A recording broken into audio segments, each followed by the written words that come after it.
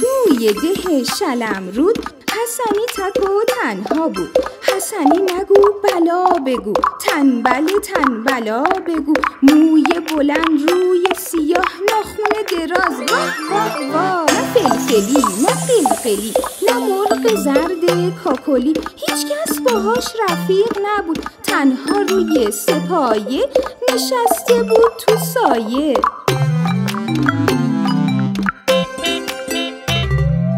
حسنی میای بریم همون؟ نه نمیام، نه نمیام. سرتو میخوای اصلاح کنی؟ نه نمیخوام، نه نمیخوام. پر الاغ کت خدا یورتمه میرفت تو کوچه ها. الاغ چرا یورتمه میری؟ دارم میرم بار ببرم، دیرم شده عجله دارم. الاغ خوب و نازنین، سر در هوا سم بر زمین. یالت بلند و پرمو، دومت مثال جارو. یک کمی به من سواری میدی؟ نه که نمیدم. چرا نمیدی؟ واسه اینکه من تمیزم، پیش همه عزیزم.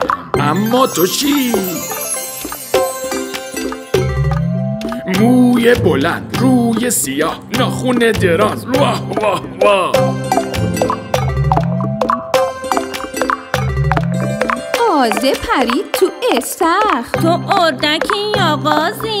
من قاضی خوش زبانم. میایی بریم به بازی؟ نه جانم. چرا نمیای؟ واسه این که من صبح تا غروب میونه آب کنار جوب، مشغول کار شستشو. اما تو چی؟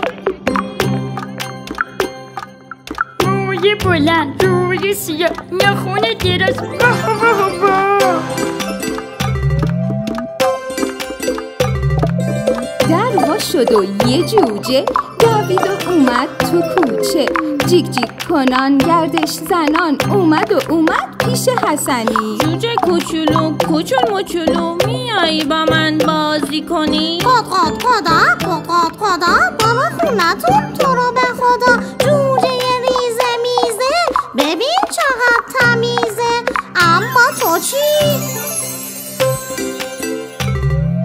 روی بلند روی سیاه، ناخونه دراز واه واه واه.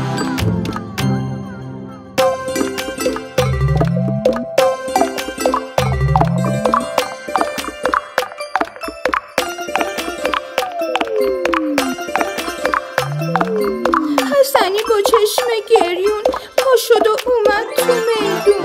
آی فلفلی آی قلقلی، میاین با من بازی کنی؟ نکنه بیای. چرا نمیای؟ من و داداشم و بابا با عموم هفته ای 2 بار میریم هموم. اما تو چی؟ روی بلند روی سیاه، ناخون دراز واه واه واه.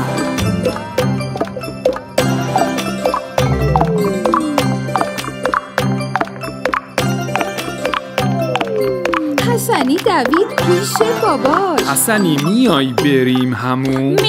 میام. سرتو میخوای اصلاح کنی؟ میخوام. حسنی نگو یه دسته گل، تر و تمیز و توپل و مپل. الاغ و خروس و جوجه و قاز و بعبعی، با فلفلی با قلقلی، با مرغ زرد کاکلی. حلقه زدن دور حسن. اگه کاری نداری بریم الاغ سواری.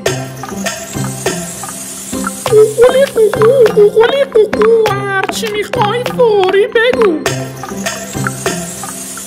حسنی برو تو کوچه، بازی بکن با جوجه. قاد قاد قادا. حسنی بیا با هم دیگه بریم شنا.